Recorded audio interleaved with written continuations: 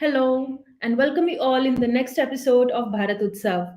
As you all know, Bharat is celebrating Bharat Utsav in collaboration with the FPOs, women groups, and our local producers to showcase themselves and their produce. And the mission of Bharat is to connect them to the end consumer. Today, we are going to discuss on a very interesting topic, and that is honey. We have with us Akshay Borse. Hello, Ram. How are you? Hello, Akshay. I'm good. How are you? I'm good. I'm good. Akshay, we would like to know about you and your story. So basically, I was in Merchant Navy before this. I left Merchant Navy after a while, after 3, 4 years doing into Merchant Navy. My dad is a veterinary doctor, and I was always inclined towards animals and insects. So there is this institute called as Central Bee Research Institute in Pune. So I went there once, had a look over there, enjoyed what they were doing, and loved actually what the whole thing stands for. That is where I decided to I need to shift into this and go more eco on the whole environment. So that is where I decided to I will shift into apiculture, and then I started with my own bee farms and started producing honey and then doing packaging and bottling everything ourselves. Okay. So, can you tell us your brand, Indihive? So Indihive, we started to just to showcase the quality of honey that is produced in India. So before, back in the days, all the honey that was produced in India was exported. Reason being, the awareness of natural honey wasn't there in the customer, and the honey that we were producing was majorly such good in quality that the exporters were lining up to buy it. So India, as a country, a person does not consume more than 100 or 200 grams of honey in a year, but after like in other countries that is 1.5 kg per year. When you compare it to India, it is very low. So the Indian producers did not have the buyers to sell their honey to, so exporters were the only people to sell it to. Now with Indihive, we are trying to showcase the kind of honey that we have and explain the kind of honey that India produces and try to sell it. Great. So, can you tell us like how Indihive honey is different from all the commercial honeys that are available in the market? So commercial honey basically is honey that is collected from multiple bee farms. Then it is heated to around 80-90 degrees centigrade, after which it is created to a same texture, same taste, same color, same consistency, which if you look into natural products is impossible. Mother nature cannot replicate any product, but when any product is touched by humans and we want to standardize it, it has to go through many chemical changes, structural changes. That is when commercial honey was born, so that everything everywhere throughout the country looks exactly the same. It's like a car company which makes the same car everywhere and looks the same. So natural products can never look the same. Okay. So, I have seen Indihive honey as different types of colors and it comes in different flavors. So, how is Indihive honey different? So when we select a site, that is where we are going to set up our bee farms. So as you can see in the video, so there's a bee box in which the bees are coming in and out, and you can see the whole bee farm before this. So when we are selecting this location, we check out what kind of plantation is happening over there. When we select that the area would have around 70 to 80% of the same kind of flowering happening at that point of time. So the nectar and pollen comes from a single source. So that is how our single source, single origin honey comes into play, which is called monoflora honey. So like these trees are of berry that is called cedar honey. So this comes out of Rajasthan, and 80% of the honey nectar that is coming from cedar trees. So that flavor, that properties, that texture comes into that honey. Similarly, if you look at mustard fields before this, the whole land of 3.5, 4 kilometer radius is of mustard. So the mustard color is different, cedar honey color is different. All flavors will look different, taste different, feel different. Everything is different because the source is different. There is nature does not create one kind of thing. So every year also the texture and taste of same honey will change. So when I have mostly seen when we buy a bottle of honey, we see the honey gets crystalline at the bottom. So Right. people tend to say, is sugar added into it or any syrup is added into it? Can you just elaborate on that? Why does Okay, honey? so Right. So I will tell you with a small experiment. If you have ever mixed a lot of sugar into water, so in a cold water, when you mix sugar, there is a certain limit to which sugar is going to be mixed into it. But when you heat that temperature, the amount of sugar that is mixing into the water increases. Similarly, when honey is created, the honey is stored at around 38 to 40 degrees centigrades in a beehive. Once we remove that honey from the beehives, the temperature of the honey drops to around 20 degree at ambient temperatures. Honey is a mixture of dextrose, glucose, and fructose. These are natural sugars that are naturally created by the trees and the bees together to create honey. So when this temperature drops down, these three elements of the honey, that is sucrose, glucose, and dextrose, they start to separate out. So due to the separation out from the due to the temperature dropping down, it separates out and settles down. So that is why the crystallized honey comes into play. In India, crystallized honey is assumed as adulterated honey, but if you see outside and see any videos of outside countries, people want crystallized honey. They create creamed honey or crystallized honey, and that is much easier to use, much better to use, is more healthy, and it is a sign of good honey, basically. So, my next question will be related to this. So, can you tell us about some myths like people have in the mind, and can you explain us about that? So the myths, if you're gonna look into, is key. Back in the days when honey was, there was no testing happening. There was no technically we were not advanced enough to get an idea of how to test honey. So what people used to do is they used to take honey. The honey used to be dropped into a cotton piece or a matchstick or cloth, and the honey doesn't used to absorb.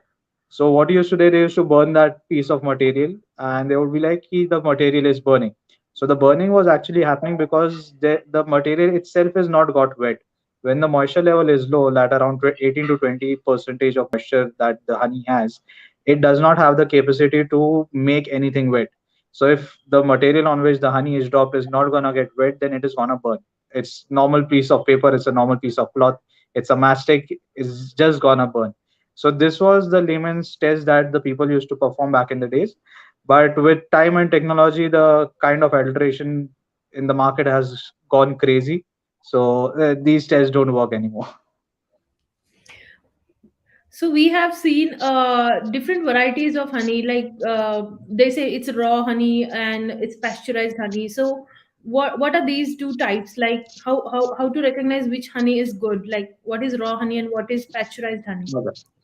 So, ma'am, the basic concept of raw and pasteurize is a process in which you kill all insects, bacteria, or you have any impurities that needs to be removed or destroyed. Now, pasteurization happens when you take the honey to around 80 to 90 degrees centigrades, at which the property of honey is gonna be destroyed. It will be honey, but it would not be a honey that is gonna help you by any medical benefits. It's gonna be a natural sugar. That's the end product that it comes down to, but the benefits of honey will not be there. So a raw honey that we want and that is there in our Ayurveda, and everybody talks about giving us so many medical benefits and everything is there. Honey is a superfood. It doesn't remain any a superfood when it is pasteurized. Honey is superfood when it has the bee enzymes, because the honey is gyrated by the, so honeybees do not have plastic bags or bottles to bring in nectar. So the honey is carried by the bees inside their body. Once the nectar is brought back by the bees in the box, it is then transferred in the box, where due to high air circulation of dry air, they dehydrate the nectar and convert it into honey. So honey has a lot of micronutrients.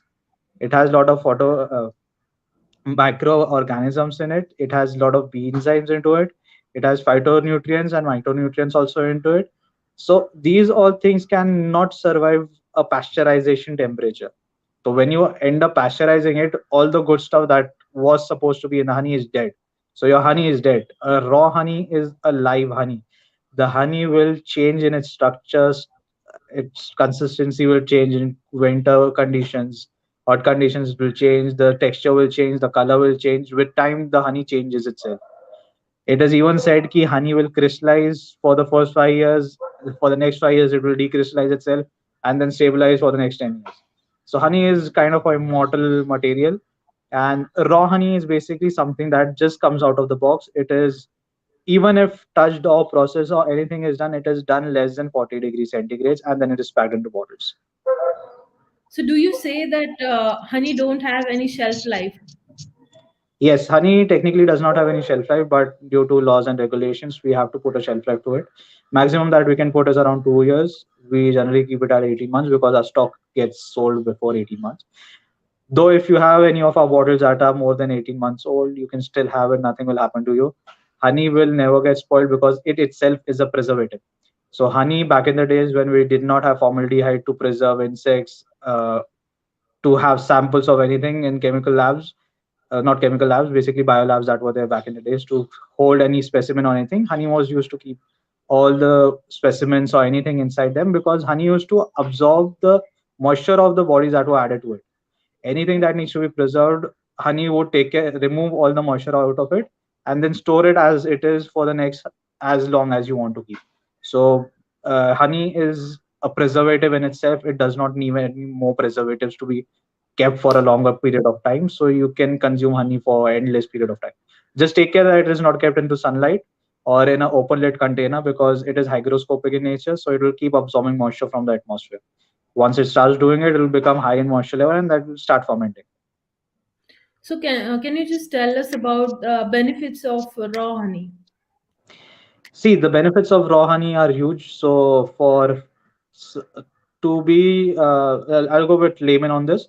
Reason being, like I suggest different honey for different reasons. Like acacia honey that comes out of the babul tree. Babul tree is highly regarded into the whole Ayurveda culture. It is one of the strongest tree because if you can see the tree, it can survive being underwater for a longer period of time. So these trees are generally on the river banks or the bank of seas or water bodies around, which if even over flooded, they still survive.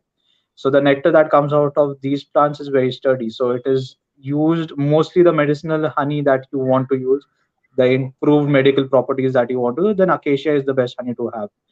Mustard honey, I suggest for people who want to go into gymming and they want to pre-workout and post-workout. So I did a small experiment. I used to go to a gym. So all the trainers I had provided with mustard honey.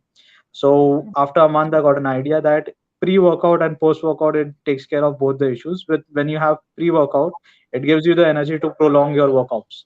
So it absorbs in less than 15 to 20 minutes. So that is enough time before you start your workout to have enough energy to prolong your workouts. You can increase your reps and you can increase your workout intensity. And post workout, it helps that it provides you the energy that you have lost so that the muscle breakdown does not happen. The muscles are helped into healing faster. So it works in both cases and it does not add on any, it is not bad technically. So it's natural sugars. So they are absorbed by the body readily and it is used in the same moment. So it is not stored. I've seen people using honey with warm water, milk, or whatever, using honey as a sweetener, you can say. But what are the best ways of consumption of honey? And the other question comes along with it is like, does the temperature affect the quality of honey? Okay. So I would suggest anybody if he wants to add honey to any, excuse me, any products that they are drinking hot. So it can only be done when you start drinking it. So the drinking temperature is around 45-50 degrees centigrade that we are, the tongue accepts that temperature. Anything hotter than that, we have a burning sensation on our tongue also. So those temperatures are doable. A little less than lukewarm would be the best temperature to add honey into anything. Because if you overheat it, you are technically destroying the benefits that you are trying to get from the honey. Why honey helps, like the early morning lemon and honey and lukewarm water is used, it's increase your metabolism basically. So it gets your body prepped up for the early morning exercises or anything that you want to do by increasing the metabolism. So once basic in workout also, everybody is at aiming at increasing metabolism to lose weight, so that is how you go about it. And the rest you can have honey with any salad if you want to have. So because salad you won't be boiling it, heating or doing anything, you're just going to sprinkle it over it. So it is one best way to have it. Or your Swedish or your ice cream, you can add honey on top of it. Keep it as it is. Don't try to heat it or cool it to temperatures that are not feasible for the honey to survive. Treat honey as a living substance and you will be fine. Okay, great. So I've seen in the market we have different flavors of honey. So Right. what is naturally flavored honey and flavor infused honey? So can you just tell us about the difference between two? So right now what we have in Indihive are naturally flavored honey. So natural flavor comes out when you select an area and the area only have singular kind of flowering happening in that area. For example, when you go with acacia honey, the taste of acacia honey is mild and it is great as the additive to any salads, chocolates, or anything that you want to add. It does not overpower the taste. So technically, when you're having a cup of coffee, if you are trying to have a cup of coffee, you want the taste of coffee. You don't want the taste of honey. It could be a back end sweetening, but you don't want to taste honey when you're having coffee. So acacia is the best to go about it. So the flavor that acacia gets is when the 80% of nectar and pollen is from a single source. Then that the taste that if you have tried acacia honey, you'll get an idea of what taste it is. Then it gets the taste of that acacia honey. Coriander honey tastes of coriander because it has more than 80% of coriander nectar and pollen coming into it. Similarly, mustard and cedar have also the similar cases where the taste is decided by the maximum amount of nectar and pollen from a singular source. So this is naturally flavored honey. Then infusions are basically you take honey, you take any one of these honey, then you add maybe ginger into it. You can add what do you call it? Lasan, garlic into it. You can add cinnamon into it. You can add chocolate, cocoa, whatever you want to add. You can add lavender flowers also. You put that into honey. You close the bottle. You let it stay for around 2 to 3 weeks. The oil and water that is there in these substances and pulled out by the honey into the honey. Honey is technically dehydrates it more, so all the essence of those material that you have added into the honey will be absorbed by the honey. After that you can either filter it out and have it, or you can have it with that material also. This becomes infused honey. A best basic example of this would be if you have seen in market a lot of dry fruits are added into honey. That is the most common kind of infusion that is there available in the market. Okay. So you have been into this honey business since a few years. So do you want to say something to people regarding bees or honey or whatever? Do you have any message? Like, yeah, so I was going through a report a few days back. So the researchers have finally disclosed the numbers that we have nearly destroyed 40% of beehives and bees around the world I, this year, last year. So the point is, the bees are the source of pollination. If there are no bees, we are not gonna get fruits or vegetables or anything that you want to eat. Like inbreeding causes defects in offspring. Similarly, in trees and plants and everything, if there is inbreeding, the output of the fruit, grains, flour, or anything that you want to have is going to be reduced drastically. And over a period of time, the generations and the inbreeding will lead to destruction of that gene. What bees do is bee do nearly 80% of pollination for all crops. So if there are no bees, there is not going to be any cross pollination that is happening. When there is no cross pollination, we will have no food to eat. And there is a saying by Einstein that if the bees are going to be dead, we have around 3.5 years to survive because there would be acute shortage of food. Right now, with the beekeepers like us, they are helping farmers in getting the cross pollination done. With the kind of agriculture that we have brought into play, we have used so many pesticides that the natural beehives are dead, are not available. There is no cross pollination happening in large areas. We need to step back and start thinking of how to save the bees, because that is how we are going to survive. So beekeepers are like me are going into farmlands, providing a secondary income source to the farmers by giving them land rents on barren lands. So we are setting up on barren lands which are of no use to the farmers, but we are still paying money because we know the farmers need money. In that return also we are doing a lot of cross pollination from them. Indirect yield increases around 30 to 40% minimum. So these are things that we need to start learning about, why we are going organic. These, because we need to save the planet. That's about it. And there is a very weird thing that happens in our country is we see a beehive and we start to destroy it, kill it, and burn it down. Just because one bee comes and stings you does not mean you kill around 20, 30,000 of bees in a colony. Even if you have beehives in your house, they are in your window, they will never disturb you because they have no work with you. You keep your windows closed, they will stay there, they will never attack you.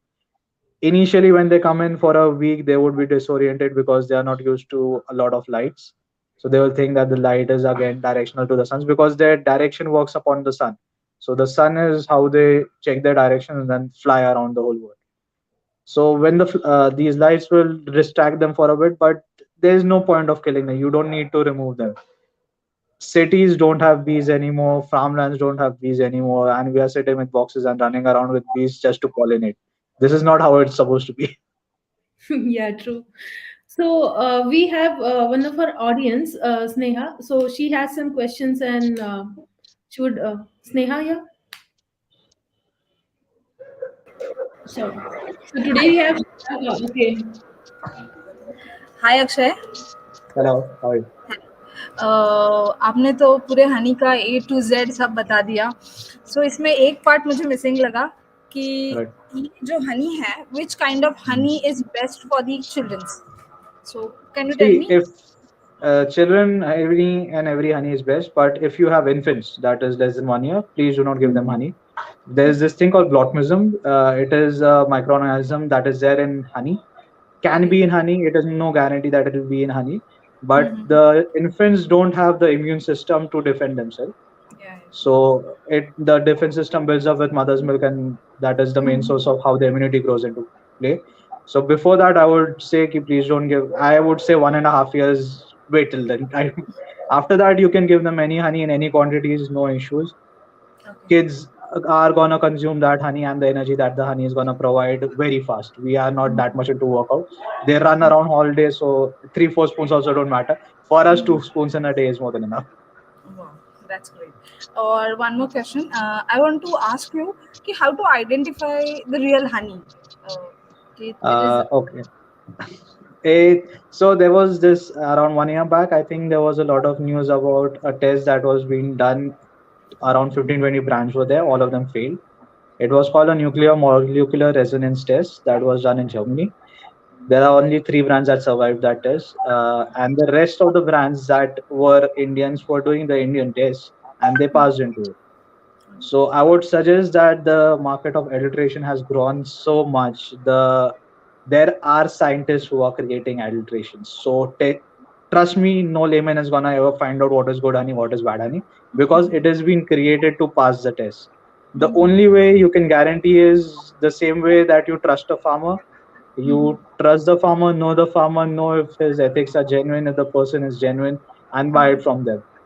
Otherwise, you even if you buy a kg of organic dal, and if I add 50 grams of inorganic dal into it on a larger scale, nobody's gonna know. Okay. Thank you so much, Akshay. Thank you. Welcome, ma'am. Thank you. Thank you, Shalaka. It was really a great question, and I think we all of them got much clarity about it. So, thank you. Akshay, as this is your startup, do you have any message for youth who want to do the startups to think something out of the box? And what is the message for them? What is your message for Uh, them?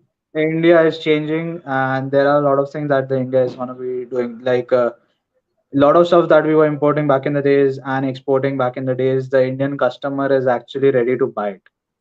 The things that were nearly export, everything was all the honey was exported because Indian customer was not ready to buy it.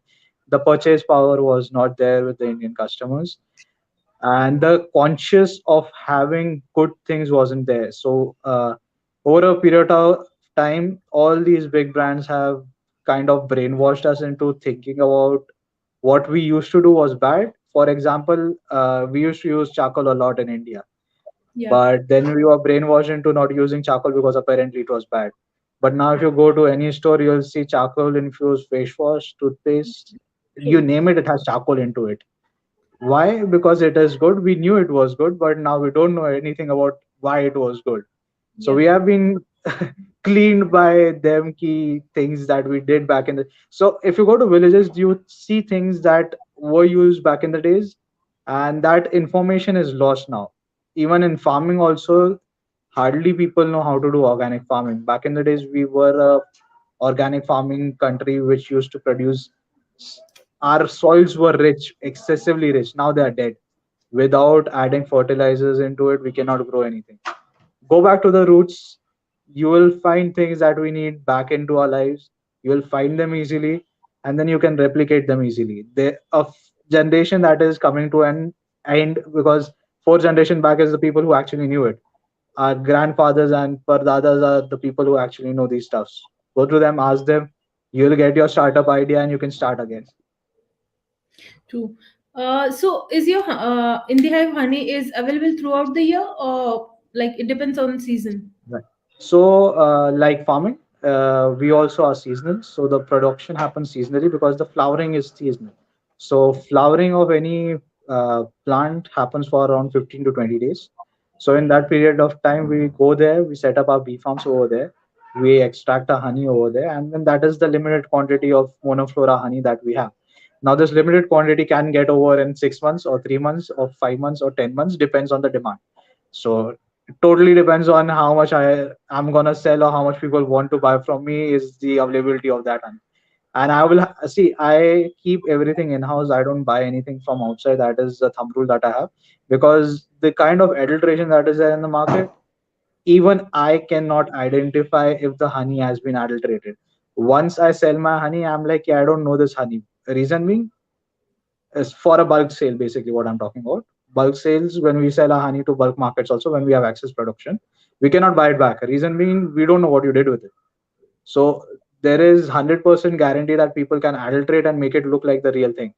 So once it's gone, we don't buy from anyone from outside. We don't trust anyone to get the honey from. So the amount of production that we have, we keep it to the levels that we require to survive through the year. But sometimes we get out of honey. For example, we are only supplying cedar and mustard to you right now because Yeah. coriander is nearly out of stock. Acacia also got out of stock. So we are looking at March end where acacia will come back into play. Coriander, we'll have to see if it happens this year So this because the was a weather is crazy. this was a question I missed, and it is a consumer perspective question, because a few days back, one of customer, he asked like, you had this honey and now it's not available. So that's what this We came are into not my mind. commercial. We are not commercial. We can't be there every throughout the year, the same thing and the same stuff everywhere. It's like what I said. Like if you see in the bigger brands, it's available throughout the year, but the production of honey is only happening when the flower is there. Even a layman knows that the flowering is not 20, 12 months. It cannot be. It doesn't happen that way. Flowering is, if you even have a small plant, it is once in a year that it flowers, creates its seeds and tries to reproduce. So if that is only once in a year, then you cannot expect honey to also be throughout the year. So it is small quantity that is produced. It will be available for a small period of time. Come, please grab it, and that's about it.